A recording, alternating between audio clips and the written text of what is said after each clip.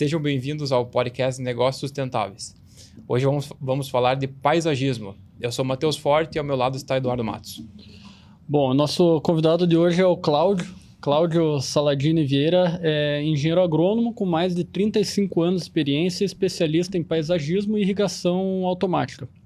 É fundador e CEO do Grupo Lenotri e já liderou mais de 8.000 projetos que vão de residências de alto padrão a grandes empreendimentos corporativos. E a atuação da Lenotri se destaca por soluções inovadoras que integram sustentabilidade, estética e eficiência técnica, com foco em irrigação inteligente e paisagismo de alto desempenho. Então, Cláudio, muito obrigado aí pela tua presença. E obrigado. A gente já vai abrir aqui com uma pergunta para você continuar a tua fala, que é, nos últimos anos, o que você diria que mais mudou na forma como enxergamos o paisagismo nos projetos? Sim, primeiramente, obrigado, Matheus, Eduardo.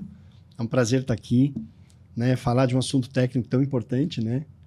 Paisagismo. Paisagismo é algo que engloba, assim, uma palavra muito extensa, né? Depois a gente vai falar um pouco mais sobre isso, né? E o que mudou no paisagismo nos últimos anos?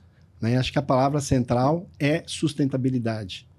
Então, principalmente do ano 2000 para cá, e mudou muito a percepção e a consciência sobre o tema sustentabilidade.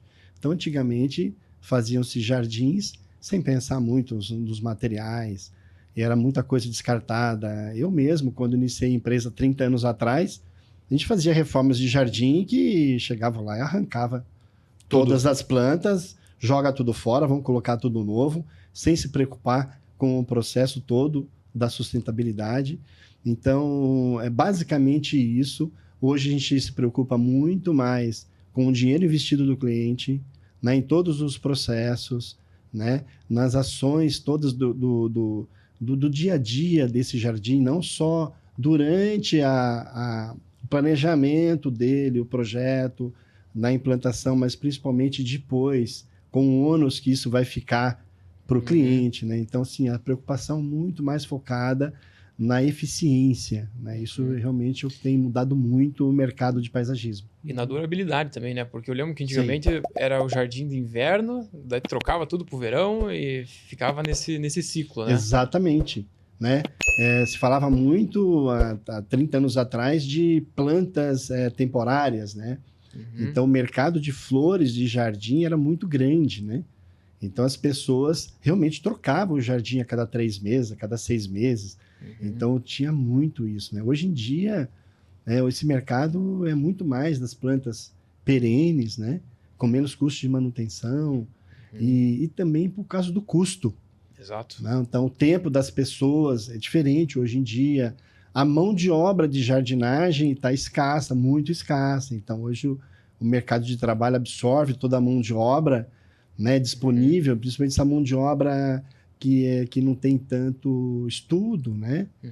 Então, isso encareceu demais. Então, o jardim precisa ser bem objetivo. Durável, né? Durável, né? Resistente. Sim, e acho que cada vez mais está fazendo parte do projeto, né? Não só de você pensar antes, né? Você precisa agora pensar antes no paisagismo, porque é uma grande tendência da arquitetura, né? Você, principalmente no vertical, talvez tenha até começado com projetos como o da Itália, né? O Bosco, né? Da Itália, acho que é um dos mais icônicos nesse aspecto. E agora, sim, é uma tendência enorme. Já dominou o mercado esses projetos verticais com floreira, onde realmente o paisagismo faz parte da fachada, da arquitetura, né? Então, eu acho que com isso, a técnica também precisou ser olhada mais no detalhe, né? Porque você precisa que aquilo se mantenha verde, se mantenha vivo, para que o teu projeto se mantenha com aquela cara, né? Muito mudou, né? Então, até anos atrás, o paisagismo era pensado, era contratado quando a edificação estava pronta, praticamente. Sim, imagina. Né? Não era um paisagismo, era uma jardinagem. Era uma jardinagem, né? Então, hoje, quem não pensa em planejamento de paisagismo na concepção, antes de se pensar em qualquer coisa, pensar no paisagismo, ele com certeza vai ter uma rentabilidade muito maior na hora da execução e na durabilidade desse jardim. Então, hoje a gente não pensa em paisagismo sem conversar com a arquitetura e com a engenharia. Claro. Então, hoje a gente consegue direcionar o que é possível ser feito de forma sustentável e durável na concepção, né? Na conversa com a criação da arquitetura, dos espaços, né? E depois a gente vai falar também sobre infraestrutura, né? Então, a infraestrutura para que esses jardins tenham vida longa. Claro.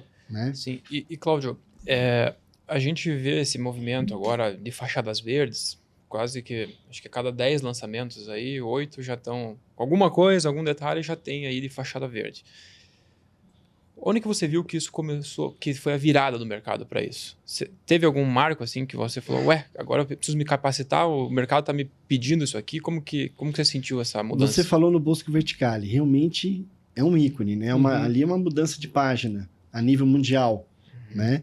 Outros lugares também, outros países asiáticos também, né? Estão nessa sequência. Agora, eu acho que a partir do ano 2000 para cá, né, que começou a mudar. Mas, assim, dos últimos 10 anos, realmente, para cá, dos últimos 5 anos, para cá, teve realmente um acréscimo muito grande de solicitação de projetos com vegetação em fachada. E aí você teve que se capacitar para saber atuar com isso aí? Sim.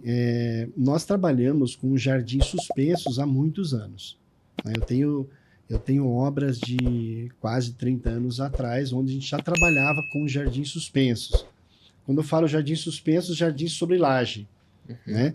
E aí, essa metodologia que a gente desenvolveu, aperfeiçoou para jardins sobre laje, a gente levou para telhados verdes, para jardins complexos, com pouca profundidade, com pouco solo, para as paredes verdes, né? E para as edificações vegetadas, para paisagismo de fachada. A gente chama isso de jardins complexos.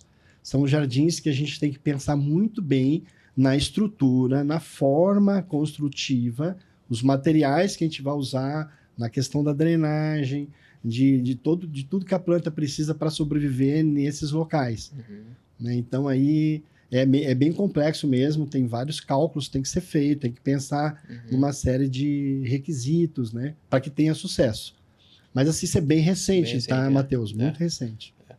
E quando hoje, por exemplo, uma incorporadora, vamos pensar aqui para o incorporador que está nos ouvindo, assim, nunca trabalhou com essa nova tipologia de paisagismo, assim, de fachadas, né, telhados verdes, que já é quase que um pré-requisito ultimamente, na verdade.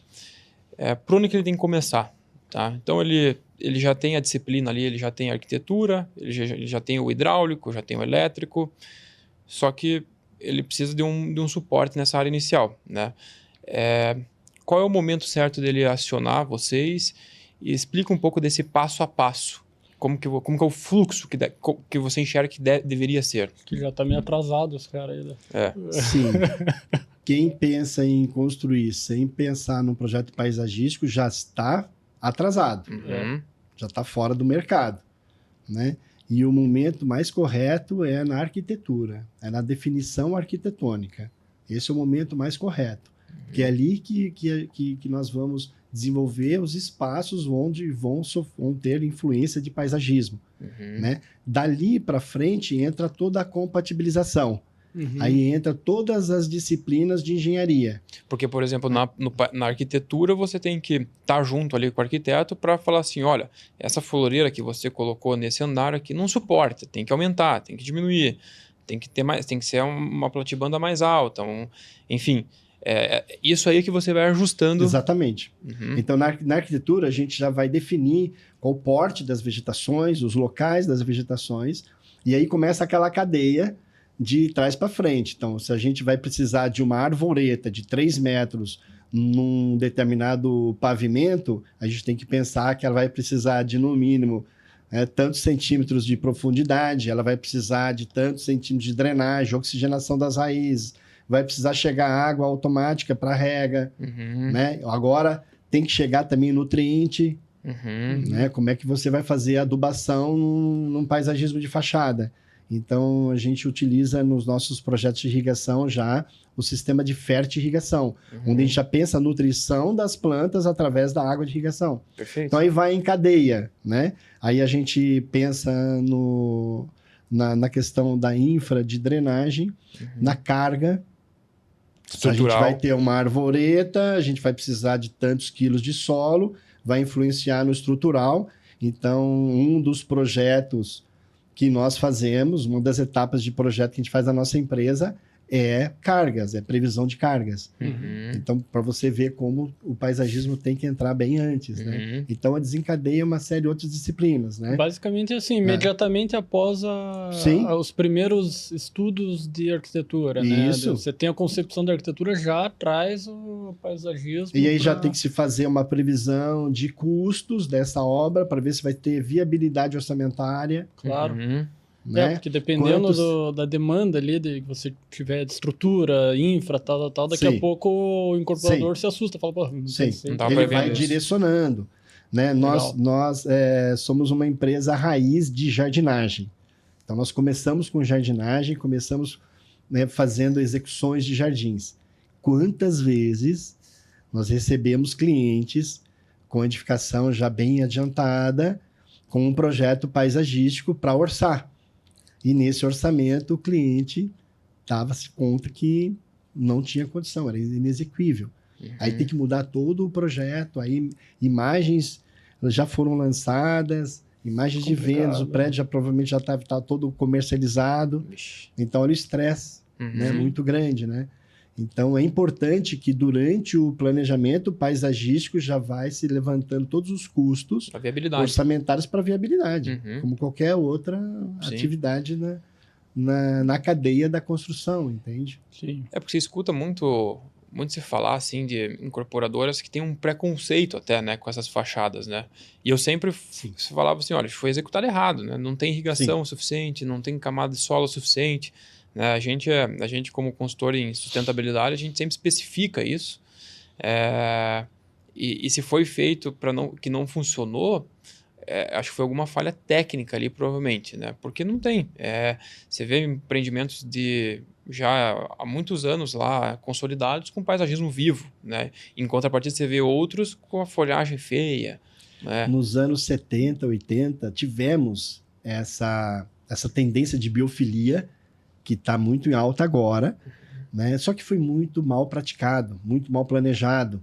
Então, tiveram muitas dores, né? Na sequência foi horrível, realmente, né? Então, a gente teve casos de saturação de floreiras, de entupimento de rede hidráulica, né? Por causa de vegetação. Eu mesmo já presenciei em prédios de 15 andares e raiz de planta no térreo que veio lá de cima, da cobertura. Meu Deus. Né? Porque raiz de plantas com sede, com fome, ela vai longe. Ela quer sobreviver. Né? Então, tem que se pensar em tudo isso. Então, naquela época, não se pensava na especificação da vegetação, nem se falava em sustentabilidade. Né? Então, hoje a gente pensa na vegetação que tem que estar dentro do bioma e muito mais, dentro da micro-região. Sim, né? Nativas, né? Nativas, adaptadas. Então tem que pensar, não pode colocar plantas de raízes muito agressivas, né? A gente chama de raízes expansivas, né? Porque não existe raiz agressiva, né? Raízes expansivas são espécies vegetais que têm raízes mais volumosas do que as outras, entende? Sim.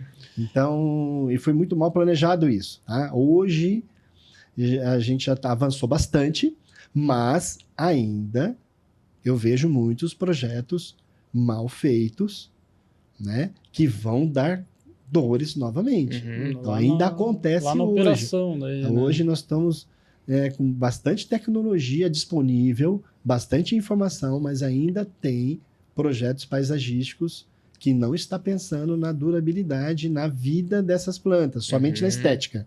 Então, vamos pensar na estética e não vamos pensar no que vem depois, né? E Cláudio, hoje, na Lenotri, vocês como que é a principal jornada que vocês têm? Assim, vocês já fazem sempre projeto, compatibilização e aí executam também? Ou vocês fazem mais execução ou mais projeto? Conta um pouquinho aí da atuação de vocês. Então, a Lenotri, como eu disse, ela começou fazendo jardinagem, manutenção de jardim, podas, né? Roçadas de grama. Aí começamos a fazer também implantações. Hoje nós somos uma empresa completa. Então, nós fazemos planejamento, projeto, né? Execução, manutenção, assessoria técnica, e a gente cuida dos nossos jardins para o resto da vida. Então, depois de tudo finalizado, a gente segue a vida desse jardim.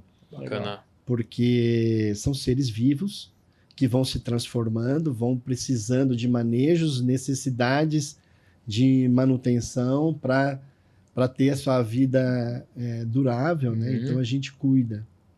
O jardim vai passando de mão, né? Sim. Então, o jardim vai passando de mão e ele é um legado. Ele é um legado. Então, a gente tem histórias já de jardins nossos de mais de 30 anos, né? Que estão lá já na quinta, sexta mão e que eles estão lá vivos, produzindo oxigênio. Então, assim, isso a gente vai passando de mão em mão, exatamente. Então, a gente cuida da jornada toda. A gente não cuida da jornada toda do cliente, da jornada toda dos jardins. Sim. Né? Então, isso faz toda a diferença. Porque a gente precisa ter credibilidade no mercado. Nós, como os profissionais do paisagismo, então a gente realmente tem que pensar na história do sucesso da durabilidade, jardins, né? Também. E os jardins, eles vão mudando com o tempo, né? Onde antes tinha sol, hoje não tem mais. Sim. Então a copa das árvores vão aumentando, vão criando novos espaços. Os jardins precisam de alguma adaptação. Não só de paisagismo, mas também de irrigação automática, dos manejos. Então é muito dinâmico. A tecnologia vai evoluindo. A tecnologia vai evoluindo, exatamente. O que significa o nome da empresa aí? É uma curiosidade. Lenotri. Sim. Lenotri é inspirado, né, em uma homenagem a André Lenotri. André Lenotri foi o jardineiro do rei Luís XIV. De Versalhes. Sim, ele foi o autor dos jardins do Castelo de Versalhes, que ainda hoje é o maior jardim do mundo. É impressionante lá. Né? Então, ele é do século XVII, ele teve uma história bonita de vida, né? Ele começou como jardineiro, se transformou num arquiteto paisagista, e ele fez história, porque até a época dele, foi início da época barroco, até a época dele, os jardins eram mais contemplativos. Foi através dos trabalhos dele, dos projetos dele, que os jardins começaram a ser pensados mais para as pessoas. Né? Então, foi nessa época que foi criados os labirintos, os caminhos, as fontes, as praças. Veio dessa época. Então, realmente, ele se transformou no rei do paisagismo. Uma trajetória semelhante. Sim, uma trajetória vocês, parecida com a nossa. Porque começou na jardinagem. Exatamente. Então a gente tem muita conexão com o Lenotri e é um nome muito forte, um nome mundial muito forte do paisagismo, né? E só, assim, complementando, já que a gente está falando bem da atuação de vocês, você comentou que em um dado momento vocês entregam lá o estudo de carga e tal.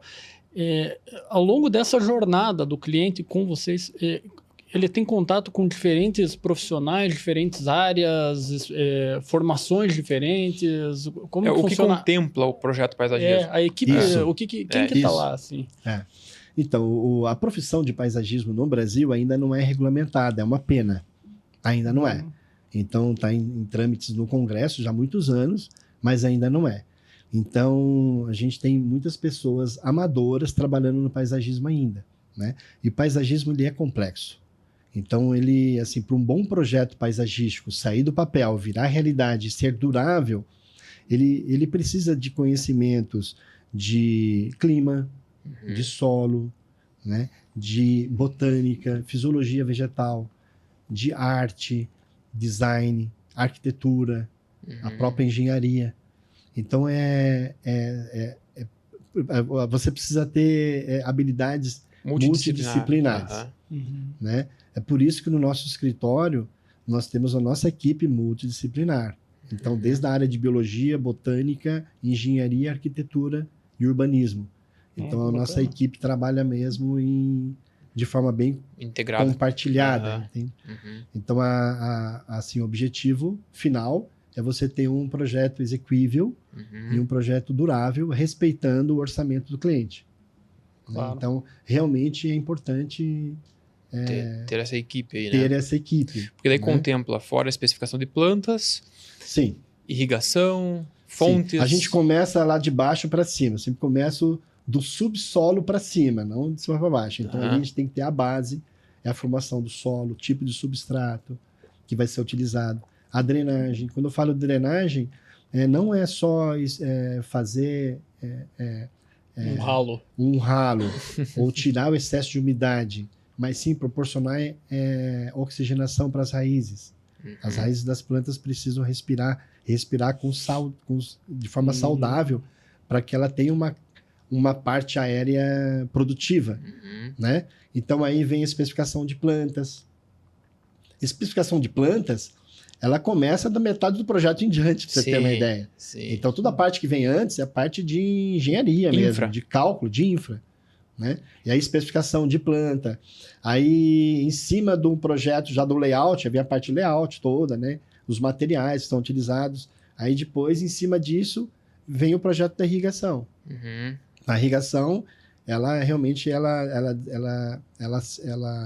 o foco do projeto de irrigação é colocar a água na medida certa para todas as espécies de plantas que tem no jardim. Né? E depois também o luminotécnico. Então, sim, tem toda essa cadeia de processo. Vai até o luminotécnico. Vai até o luminotécnico. Bacana. Exatamente. E questão de fontes, lagos, entra também? Também entra. Então, a gente chama isso de arquitetura paisagística. Né? Então, todos os elementos de revestimento, todos os materiais, mobiliários, tudo bacana. Isso entra também no... a gente fala que o paisagismo é a arquitetura onde pega chuva. Boa! Né? Hoje... Então, é função do paisagista pensar em toda essa parte externa, né? Mas hoje se fala muito em paisagismo de interiores, né? Vamos chegar lá. É importante a gente falar sobre isso. Sim, Cláudio, hoje 100% dos projetos, eles precisam da irrigação automatizada? Qual que é a tua opinião sobre isso? A minha opinião é o seguinte: quem ainda não pensa em fazer irrigação já perdeu tempo. Né? E dinheiro também. A irrigação, perdeu tempo e dinheiro. A irrigação ela é fundamental do ponto de vista sustentável. Sim. Né? Na economia de água, economia de tempo. Quando você pega uma mangueira para regar um jardim, você vai estar gastando mais água. Mão de obra. Do que com irrigação. Está gastando mão de obra. Está distribuindo a água de forma irregular. E a água tem que ser na medida certa. Né? Então, essa parte de nutrição de plantas, de hidratação de plantas, a gente leva muito a sério. Né? Eu sempre faço uma correlação com o ser humano. Né? Com o ser humano. Nós precisamos tomar água na medida certa, nós temos os nutrientes na medida certa para que a gente tenha saúde, tenha imunidade e vida longa. As plantas, mesma coisa. Então, a planta ela necessita de água diariamente. E uma quantidade certa de água. Isso a irrigação automática fornece, né? Para que ela tenha saúde. Né? Não pode dar água uma vez por semana, ou uma vez por mês. E esse é um critério de certificação, né, nas obras nossas. Claro. Então, a gente praticamente coloca um requisito lá que tem que ter irrigação controlada e automatizada por espécie. Né? Então, por quê? Porque daí você... Por óbvio, né? A questão da economia de água, sim, mas também pela manutenção da planta, né? Senão, se você tiver um excedente ou pouca água, você vai ter que trocar aquela planta, já vira mais resíduo, né? Você coloca uma planta nova ali, então vira um desgaste operacional muito grande. E eu acho que falando da irrigação, esse é um tema bem legal da gente explicar como vocês fazem a irrigação, principalmente em andares, porque isso é uma dúvida constante, né, das pessoas e a gente já tá craque aqui por trabalhar com vocês em vários projetos, mas é legal explicar aquela questão da solenoide, da área técnica. É um pouco técnico, mas para o incorporador é importante ele ouvir isso, porque Sim. a gente entende que pouca gente tem esse conhecimento, né? Esse fluxo para você dosar aquela especificação por tipologia Sim. de andar, por floreira, e também se essa responsabilidade é do condomínio ou do morador que está naquela sacada ali. Então, o projeto de irrigação ele começa no estudo da evapotranspiração das plantas. O que significa? A gente chega a um número de quantidade de água em volume que cada planta precisa consumir durante o dia. Uhum. Então, a partir disso, a gente vai ter que tratar dessa água chegar na planta e chegar de uma forma eficiente, né? Então, a primeira coisa é decidir a quantidade de água, o tamanho da cisterna que nós vamos precisar, a fonte dessa água, né? Quanto mais sustentável, melhor. Ou seja, se a gente conseguir usar pluvial, melhor ainda, né? E aí é feito a parte de ciências exatas do projeto de irrigação, que é a parte de cálculo de vazão e pressão exata para chegar em cada pavimento. Então, a gente não pode sair distribuindo a água sem pensar nisso. Então, é feito todo o cálculo da onde a água vai sair, o percurso que ela vai ter até chegar nos pavimentos dentro das floreiras, dentro dos jardins. Então, é feito todo esse cálculo e aí, normalmente, a gente concentra a parte de automação tudo num lugar só, de preferência. Né? Então, aí, quando eu falo automação, eu falo do sistema motobomba, né? Sistema de pressurização, do sistema de automação, que são os controladores, e as válvulas solenoides. As válvulas solenoides, elas atuam como uma torneira eletrônica. Né? Aí no projeto a gente setorizamos todo o jardim conforme a necessidade hídrica. Então aí entra a face solar, os pavimentos, o tipo de planta. Né? Então a gente não pode colocar um cacto no mesmo setor de uma árvore, por exemplo. Né? Então tem que setorizar a partir daí. E aí normalmente a gente utiliza uma área técnica da edificação da casa ou do edifício, né? Onde ali a gente concentra o nosso equipamento. Né? Às vezes não é possível colocar todos eles no mesmo local, e aí a gente segrega isso, né? Normalmente nos edifícios vegetados, onde a gente tem vegetação nos pavimentos, as válvulas vão nos pavimentos. Perfeito. Uma válvula por pavimento. No mínimo uma válvula. Sim. No mínimo uma válvula. Tem casos de 3, 4 válvulas, de acordo com a posição solar. Tem edifícios que têm vegetação em todas as faces. Tem que mudar a quantidade de água. Normalmente a gente trabalha com 4 válvulas, no mínimo 2.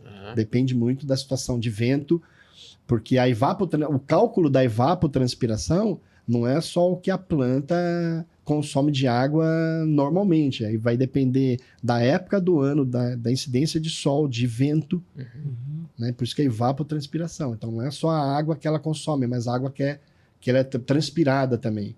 Acho que a própria fachada pode ter influência também. Se pode você tiver muito vidro, você tem o dobro da radiação. Exatamente, radiação solar. Então, um cálculo realmente bem executivo para que isso tenha... E agora nós estamos incluindo nutrientes também. Então, a gente pensa também na nutrição, junto com a água.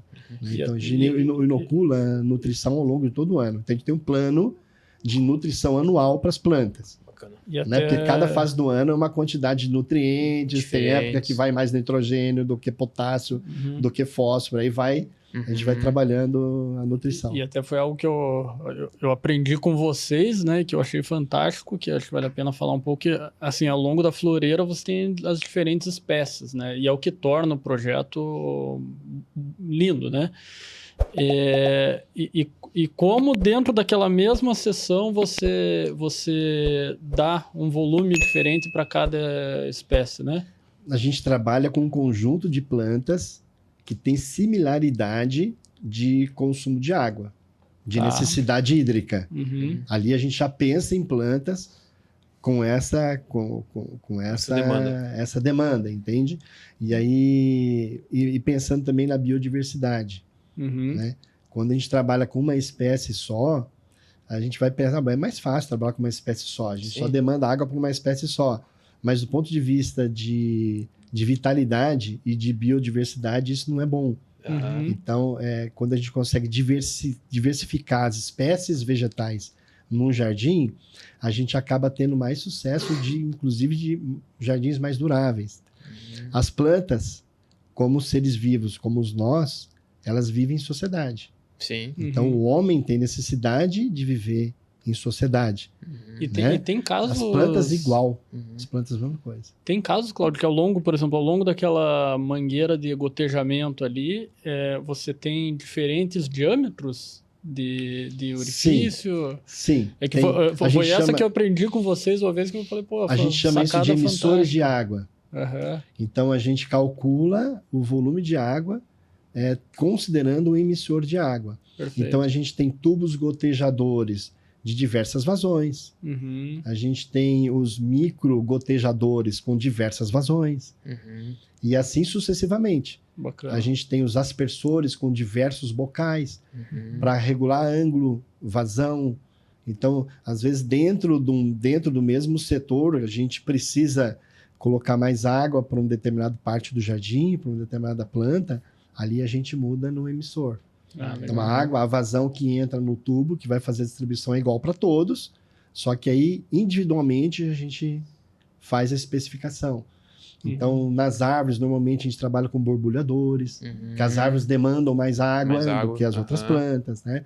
Então, a gente tem uma técnica de colocar água mais para o subsolo, aí entram os oxigenadores, né? Assim, a metodologia dos nossos trabalhos, tanto de paisagismo, irrigação, ela é a metodologia fundamentada na fisiologia vegetal.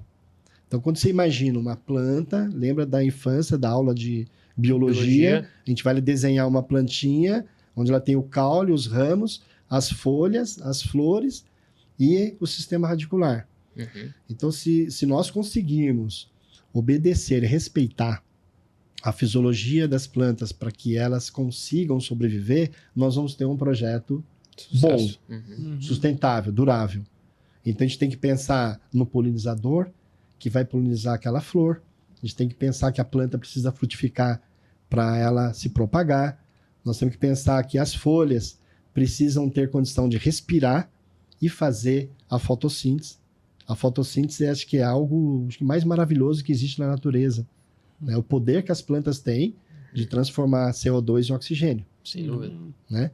E aí nós precisamos ter esse fluxo de nutrientes da planta, tanto de raiz para a parte aérea como o contrário, através dos sistemas vasculares das plantas. As raízes precisam se estabelecer para fixar a planta, para ela não tombar com o primeiro vento. Elas precisam tomar água, precisam se alimentar. Então, olha quanta coisa complexa que a gente tem que pensar. Não, e nesses edifícios aí, estão saindo arranha-céu. Sim. Se colocar uma planta lá com aquela rajada de vento, é outro fator adicional que vai surgindo, né, agora. A gente já está com uns projetos bem audaciosos no escritório de vegetações do 60º andar para cima. Né? Outra coisa. E aí é uma outra ciência aí, né? Tem que pensar nas espécies, tem que pensar nesse fluxo de vento, em ancoragem.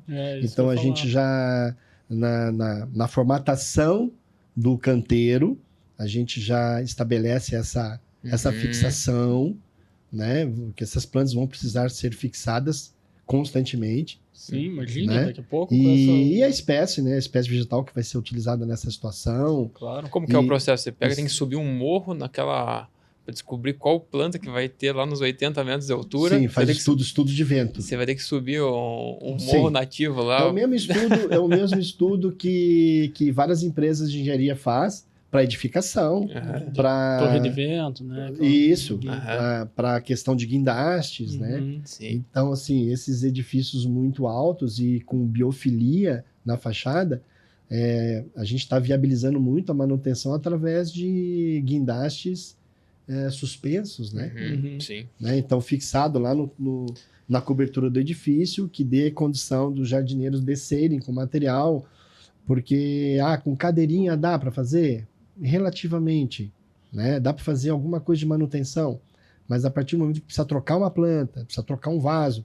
Esse Então, é o tudo ponto. isso a gente pensa no nosso projeto, tá? Sim. E aí começa a se tornar mais importante ainda ser um projeto eficiente, né? Porque Sim. olha o trabalho que dá para Sim. uma É, manutenção, porque aí você né? entrega a Sim. obra lá, e aí como que vai operar isso aí? Isso. Tem que se pensar muito, Na muito, operação, muito. é. Assim, é o principal objetivo. Aham. Essa Né? questão... Não só deixar bonito, estética, mas que seja viável para o cliente consiga manter. Né? E aí, no caso de edifícios residenciais onde entra o condomínio, então nós assessoramos bastante os construtores nessa fase para que ele consiga passar para o condomínio todas as necessidades de custo, de manejo.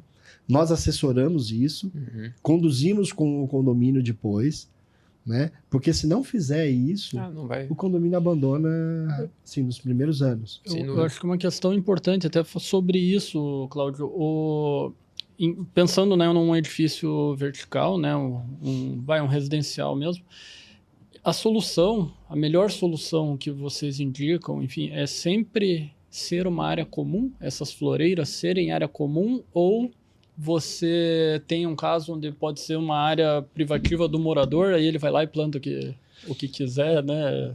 O cenário ideal é área comum, sem dúvida. Tá. E com acesso comum. Sem dúvida é. Sem precisar entrar na casa Sem precisar entrar na unidade. Apartamento. Aham. Né? Existem casos que precisa entrar. Então, tem tipologias de edificação, de arquitetura, onde não é possível, né? Não tem condição de ter acesso de área comum. Aí entra-se pelo... Mas tudo isso tem que ser muito bem pensado. Aí a gente orienta o construtor para colocar isso no contrato de compra e venda, de que Sim, vai são permitir detalhes. o condomínio entrar. São detalhes. Sim. E tem funcionado. Nós já temos edifícios verdes com fachadas verdes, edificações de vegetação em todos os pavimentos, onde a nossa equipe de manutenção entra por dentro das unidades e não tem encontrado resistência. Sim. Porque é um perfil do público Claro. que vai para um edifício E é combinado, que né? deseja Ele quer manter morar bonito, né? numa residência Suspensa. suspensa, né? De que vai ter em algum momento interferência de mão de obra passando por dentro da unidade, entende? Claro. Então, a gente não está encontrando dificuldade, né? Até uma surpresa, né? Positiva. Mas, sem dúvida, que área comum. Sem dúvida, os jardins suspensos fazem parte do condomínio, né? Os jardins de fachada. Então, a gente não pode ter um morador lá querendo trocar a vegetação por outra. Claro. Vai desconfigurar. Isso é uma norma de Uma norma, fachada que não pode mudar. Né? E essa frequência também, imagino que é uma frequência muito Sim. tranquila, né? Sim, é muito tranquilo. Na média, Sim. num cenário ideal... a 2 cada- meses 2 para meses. frente. Tá, Tem pra situação mais. de 3 meses. Né? É uma ilusão falar que não precisa de manutenção. Sim. Manutenção uma vez por ano. Não existe isso. Aham. Né? Porque nós estamos no Brasil. O Brasil é o país de Tropical, maior né? biodiversidade do mundo. Então, você deixa qualquer solo exposto, né? Em pouco tempo já está cheio de semente de ervas daninhas, trazido pelos passarinhos, e muita influência de pragas, de doenças. Né? O nosso país é muito rico em biodiversidade, né? Sim. Então, é necessário. Né? As plantas têm que ser duráveis, mas assim, a limpeza, uma poda, algum tratamento, isso realmente se faz necessário. E, Cláudio, falando um pouco dos benefícios aí desses paisagismos, principalmente esse novo padrão que está se desenhando no mercado, eu acho que ele tem vários benefícios, né, que a gente pode falar aqui. Acho que o primeiro é você tirar um pouco de uma questão que é muito crítica hoje nas cidades, que é o efeito de ilha de calor, né, que hoje você vai para os centros urbanos, é claramente uma temperatura totalmente desconfortável versus uma área já de campo, né? Acho que isso é notório. E você trazendo cada vez mais telhados verdes, isso você vai reduzir um pouco esse efeito desconfortável da temperatura e, consequentemente, você ajuda aí a compensar essas mudanças climáticas que todo mundo está percebendo, né? Fora isso, acho que a gente pode falar um pouco também da biodiversidade. Acho que você deve ter alguns estudos aí de e também achei legal complementar com a certificação de biodiversidade que a gente tem explorado. Tem vida nesses paisagismos suspensos, assim? Tem.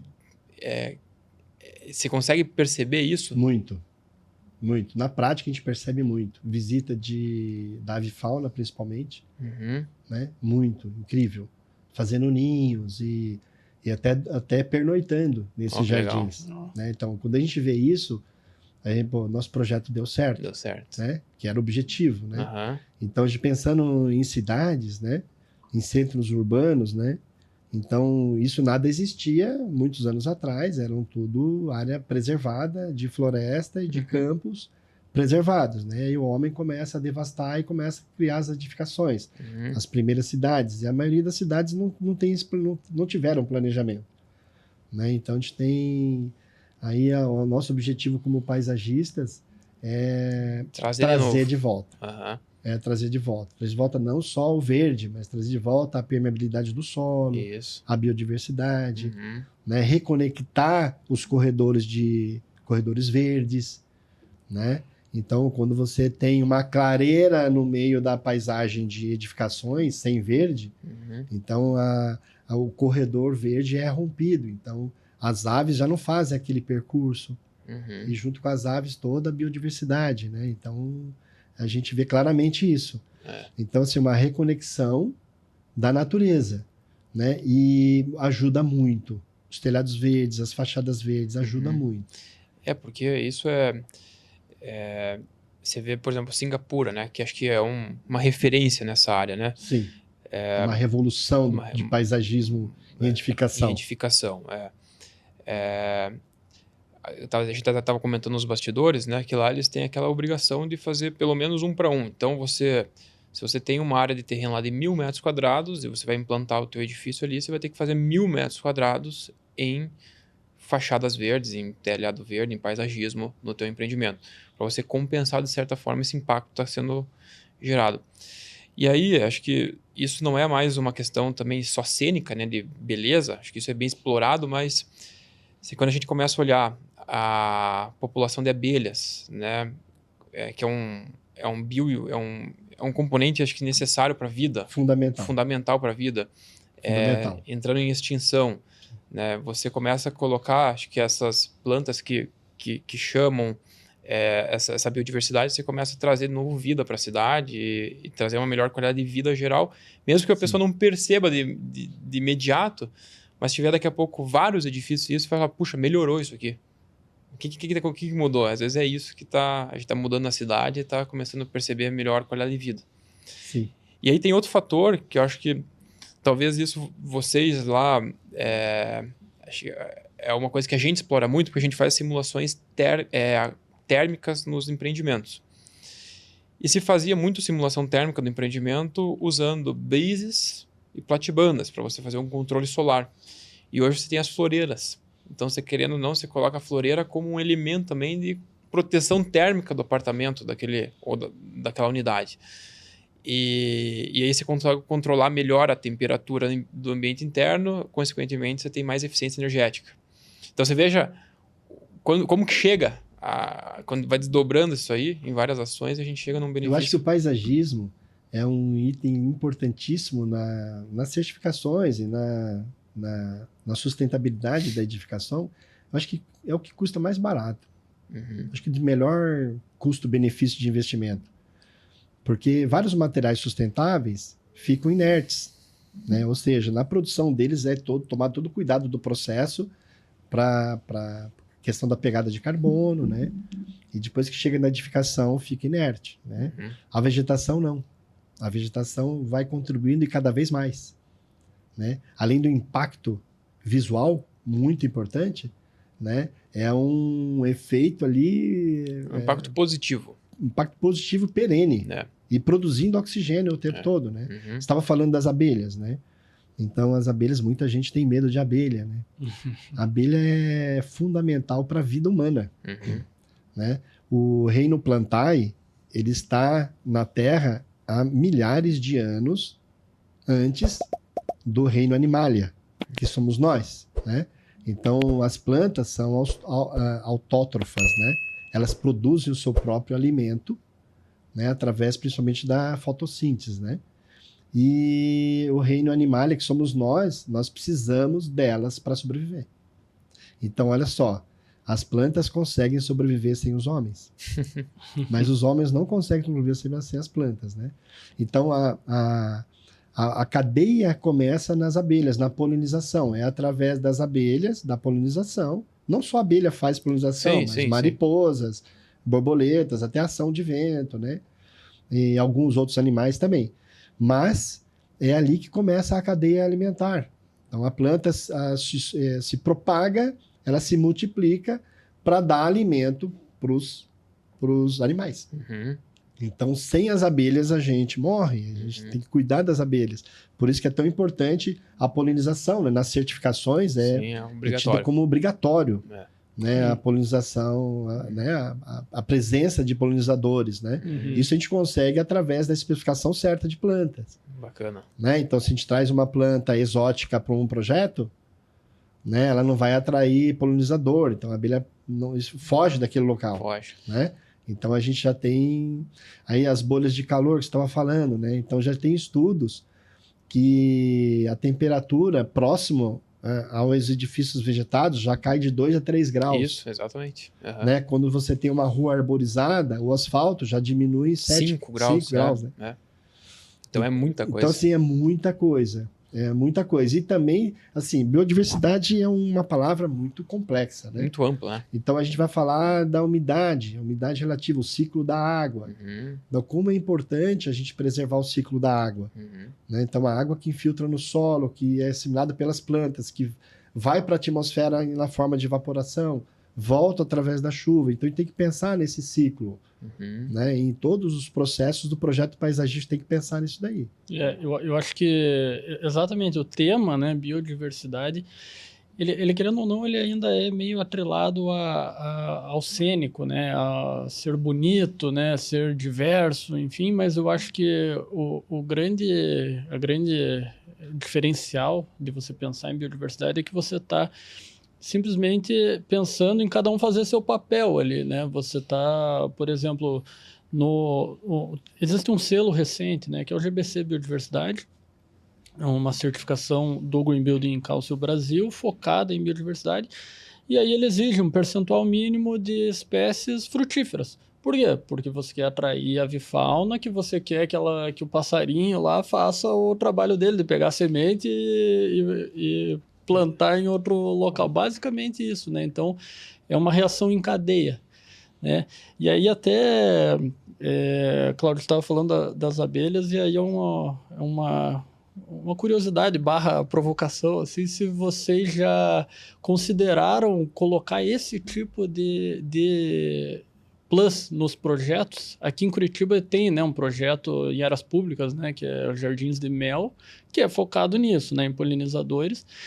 E queria saber se já pensou em colocar no escopo de vocês uma caixa de abelha, alguma coisa do tipo? Não. Mas era interessante, uma grande ideia. A gente pensa na especificação de plantas, a gente pensa na questão da polinização. Uhum. Sim, plantas que atraem abelhas, tem algumas que atraem mais abelhas, né? E outros, tipo beija-flor. Beija-flor é um ótimo polinizador. Uhum. Então, a gente já se preocupa em especificar isso. Mas trazer a abelha, principalmente a abelha nativa brasileira, né? Aí, ó. É uma grande ideia. Uma grande ideia. Tem tudo a ver. Tem tudo a ver pode dar com um apoio nisso aí. Depois a gente avança essa ideia. Sim, depois eu passo o feedback para vocês da tem que fazer antes de ao ar aí o episódio. Mas você veja que como é importante, né? As certificações, ela tem um papel fundamental. Por que existe a certificação?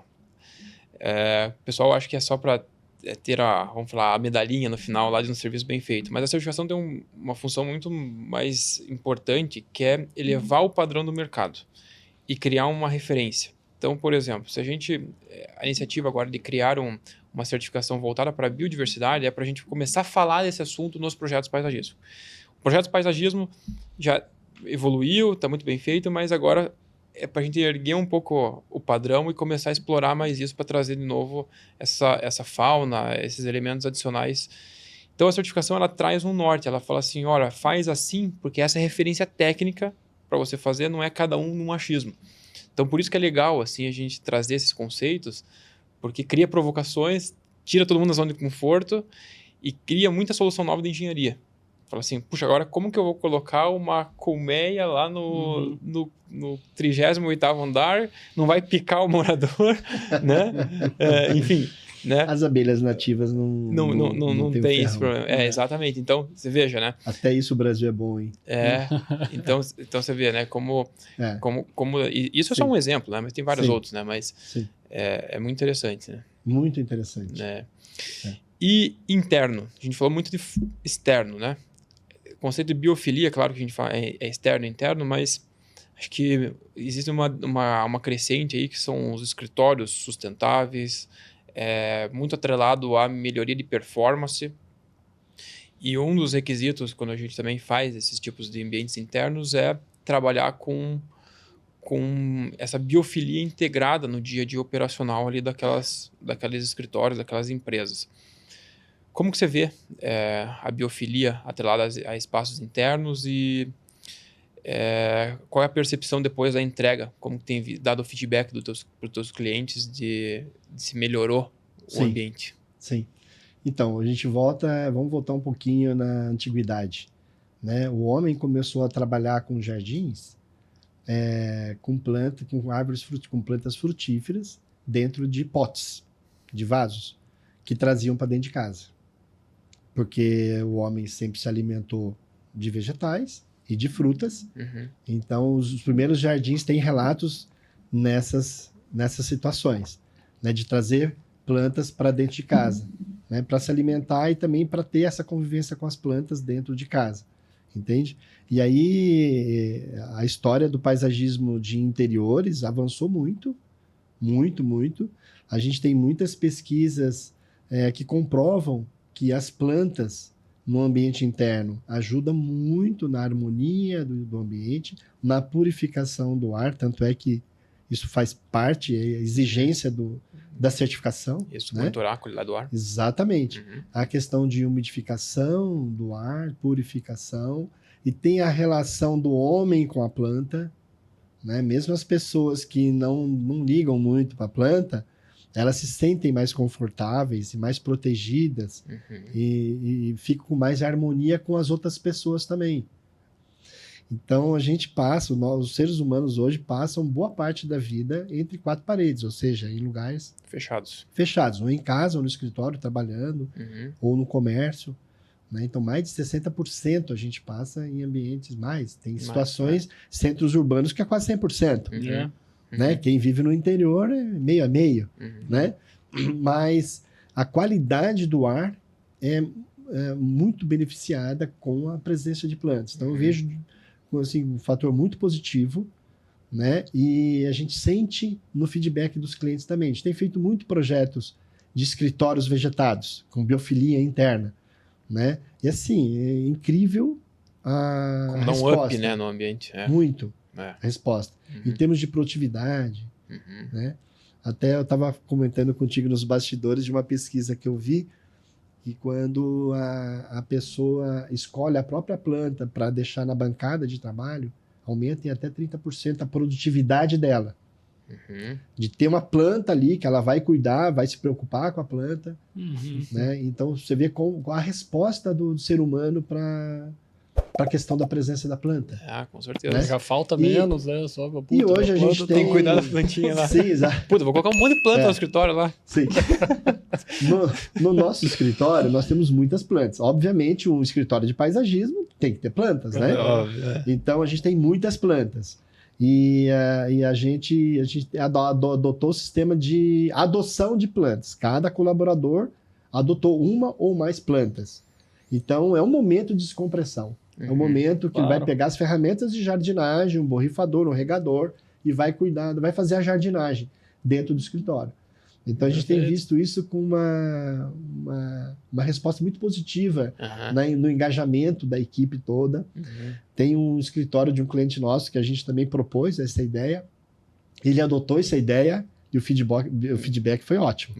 Não, Eles falam, nossa, o pessoal está muito animado, eles querem mais plantas. Né? Interessante. Né? Não, interessante. E eu acho que assim, você está atrelando a prática ali mesmo, né? Que nem quando você comentou a trajetória ali da empresa, né? De ter iniciado lá na jardinagem, faz muito sentido, porque você vê dificuldades, vê problemas da operação já logo de cara, né? E que vão influenciar no teu projeto, em como você... E tem a tecnologia toda disponível hoje, né? A gente consegue fazer paredes verdes internas com a ajuda de lâmpadas fotossintéticas, entende? Tem recurso para isso, né? Tem os vasos leves. No nosso escritório a gente tem uma parede lá de um musgo natural da Noruega, não sei bem de onde que é, mas é natural, ele se purifica com a própria umidade do ar, não tem manutenção nenhuma, fica bonito pra caramba, é fantástico. Existem vários materiais surgindo no mercado. Há 6 anos já firme, sem mexer em nada. Cimentos com musgo, já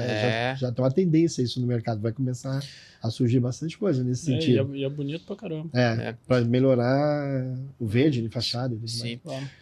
Cláudio, a gente sempre pergunta assim para vocês que são referência aí no segmento, o que tem de novo, o que tem de tendência na área de paisagismo, tá?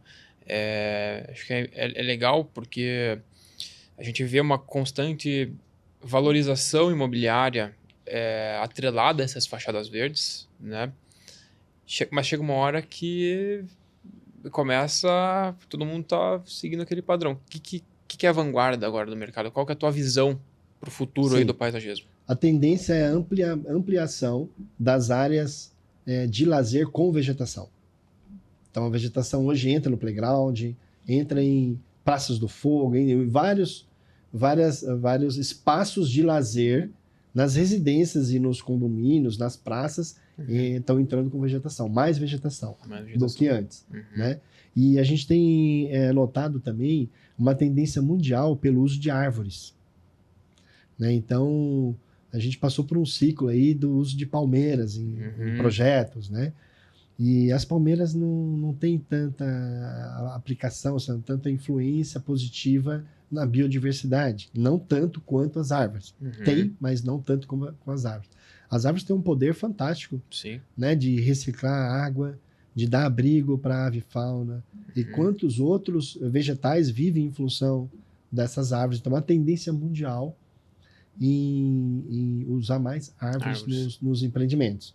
E aquilo que eu falei, a tendência da sustentabilidade, ou seja, de ter mais verdes permanentes. Né? Então, aí eu acho que a tendência é por projetos mais executivos. Nós já estamos sentindo isso no nosso escritório. Então, acho que praticamente 100% dos projetos de alto padrão que chegam para nós, de edificações e casas de alto padrão, já vem com a preocupação da certificação. Sem dúvida. Então, a certificação realmente, o Brasil tem muito que evoluir. Acho que é 1%. Próximo de 1%. Próximo de 1% da construção civil inteira. A construção civil é muito pouco. Nada. O Brasil está muito atrasado, muito atrasado. Nos Estados Unidos é 100% quase.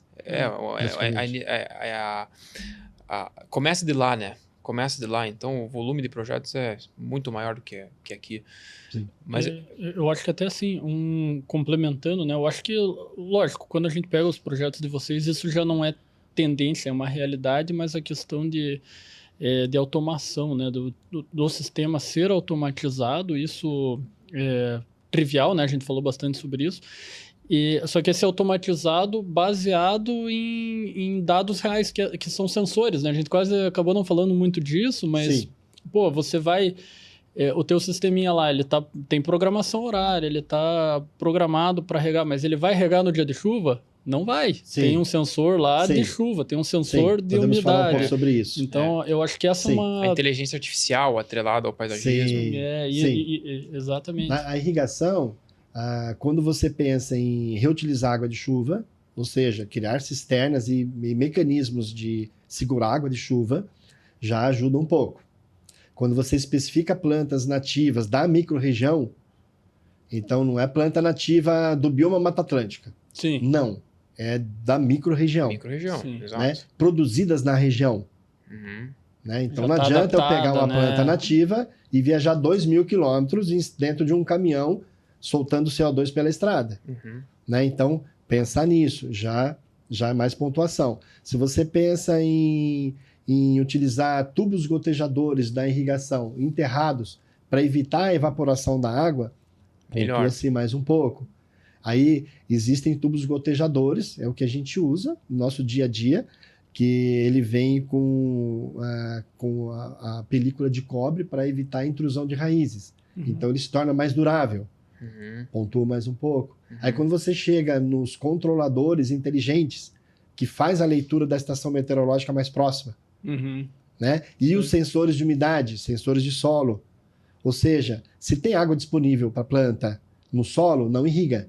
Isso. Se vai chover daqui 2 horas, não irriga. E aí vai Então, a tudo inteligência junto. aí vai a inteligência dos controladores automáticos. Né? As válvulas solenoides, mesma coisa. Então, tudo contribui para... A irrigação contribui muito para a sustentabilidade. E a gente tem essa preocupação, assim, hoje a vida de todo mundo está muito corrida. Então, cada vez as soluções têm que ser mais fáceis, né? Mais autônomas, né? Porque a gente está num momento que escassez de mão de obra, a gente já falou, mas precisa funcionar com menos demanda de recurso humano, né? Então, gastar energia em projeto, especificar bem, produto bom, qualidade, sensor, tudo, para depois o negócio operar, né? Acho que isso é fundamental e a gente também sempre tem essa preocupação de, quando especifica alguma coisa, que se opere depois, né? Não especificar só para criar um efeito ali momentâneo, mas tem que... A vida útil de um edifício a obra e o projeto é isso aqui, é nada perto do custo operacional dele. Então, o pensamento tem que ser no pós, né? Com certeza. Sem dúvida. Então, legal, né? Legal. Cláudio, puta, fantástico, cara. Foi bem legal essa conversa. Acho que tem muito depois assuntos específicos pra gente falar.